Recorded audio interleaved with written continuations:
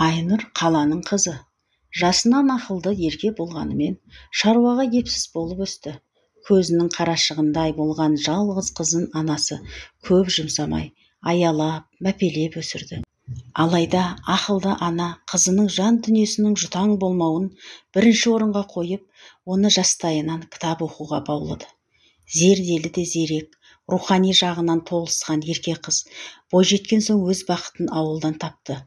Ойдым жолдары бар, ұялы байланыс ұстамайтын, дұрыс ауыз суы жоқ қияндағы ауылға Айнұр сүйген жігітімен қол ұстасып кете барды. Содан бері 5 жыл өтті. Келгелі бері ата-енесінің қабағын аңдып, солардың бабын табудан жалыққан емес.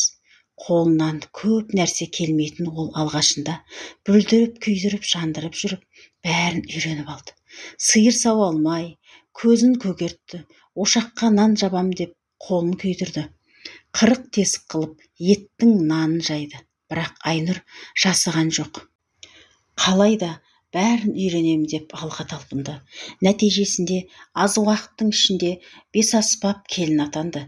Қазір ол таңғы 5-те тұрып, 10 сиырды сауып өріске жібереді. Үйге келіп шай қайнатып, су жылытып қояды. Осы аралықта ұйқыдан тұрған ата-енесі мен үйленбеген қайнағасына ыстықтай дәмдеп шайын береді. Қариялар шайды ұзақ ішеді. Жазғы күндері ауылдағы ошаққа шай қайнатып, шоқтың шайын береді. Сүт тартып, май қаймағын жасайды. Қысы жазы сиыр сауылатындықтан бұл үйден құрт ірімшік үзілмейді. Бәрін бітіріп мектептегі жұмысына жібереді.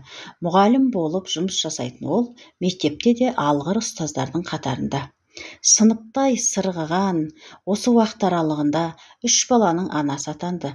Күнделікті күйбең тірлікпен жүгіріп жүрген ол күндердің бірінде өзіне ақылшы, қамқор болған енесі айықпас дертке шалдықты.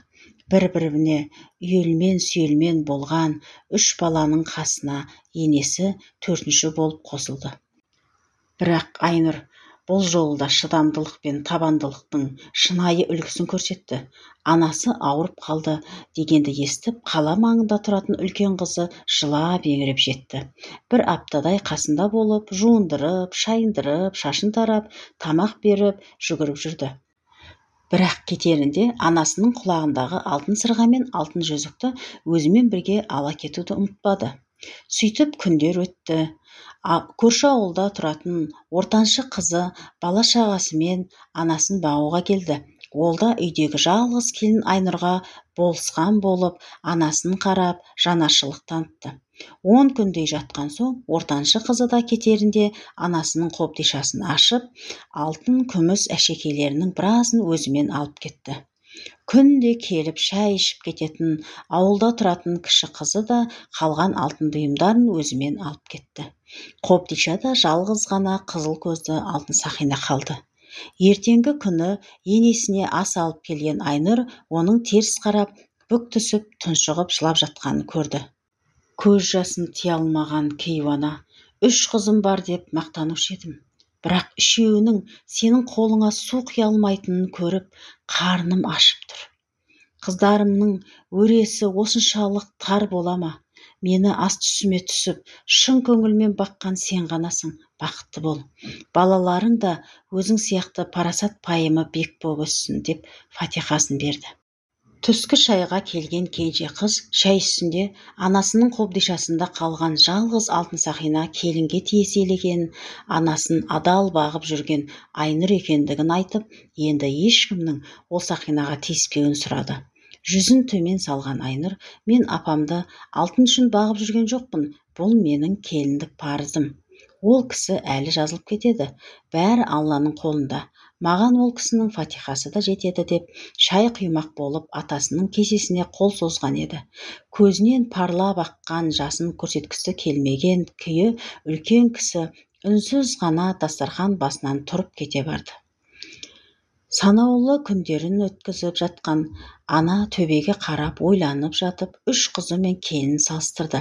Бірден қолы қалт етсе шұқшиып кітап оқып отыратын келіннің ішкі жан дүниесінің мол қазынаға толы бай екенін осы кезге дейін аңғармай келіпті.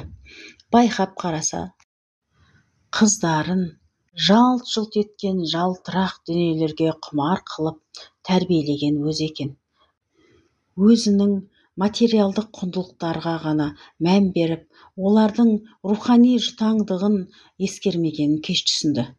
Былайғы тірлікте жалт жұлт еткен дүние бірінші орында болғанмен, өмір мен өлімнің арасында жатқан адамға таза рух қана қажет екен. Жаны қиналып жатқан сәтте қора толы малдың да, сірескен дүниенің де, қобдиша толы алтынның да көк тиын қадірі жоқ екенін ұғынды. Өзінің бала тәрбиесіндегі қателігін кеш түсінген Айнұрдың енесі соңғы күндерін өксікке толы өкінішпен өткізіп жатты. Өмірден өтер сәтінде қыздарының бәрі келіп апалап, айнала қоршап жылап отырды.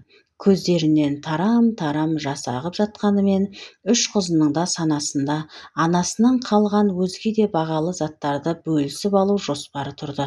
Қиналып жатқан ана жанына босаға жақтан тараған жарық сәуле ғана жылылық сыйлағандай болды. Дәл осы сәтте босағада тұрған жалғыз келіні ғана шын ниетімен енесінің екі дүниеде жамандық көрмеуін тілеп, өз білетін Құран сүрелерін күбірлеп оқып тұр еді.